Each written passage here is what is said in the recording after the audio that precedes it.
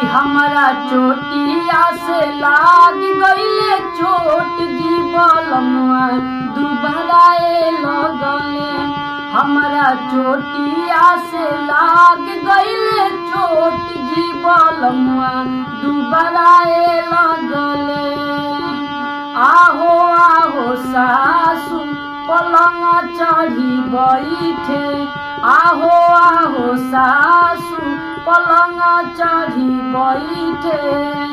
कि हमारा राजा जी के होरलिस पियाई जी बलमुआ दुबरा गईले। हमारा राजा जी के होरलिस पियाई जी बलमुआ दुबरा गईले।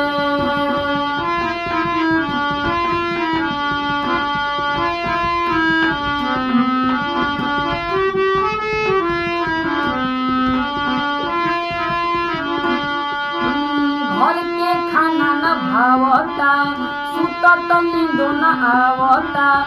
का जाने पिया के काबा हो गईल कुछ समझ न आवता।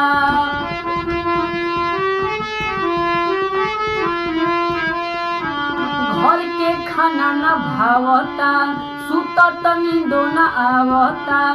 का जाने पिया के काबा हो गईल कुछ समझ न आवता। कि जैसे पियारी चढ़ेला पूरा जोर हो सही पियारा गईले। कि हमारा चोटिया से लाग गईले चोट जी बलमुआ दुबरा गईले। आहो आहो सासू पलंग चढ़ी बैठे, आहो आहो सासू पलंग चढ़ी बैठे।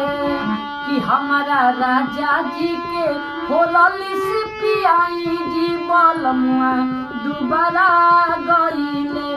कि हमारा राजा जी के होरलिस पियाई जी बलमुआ दुबरा गईले।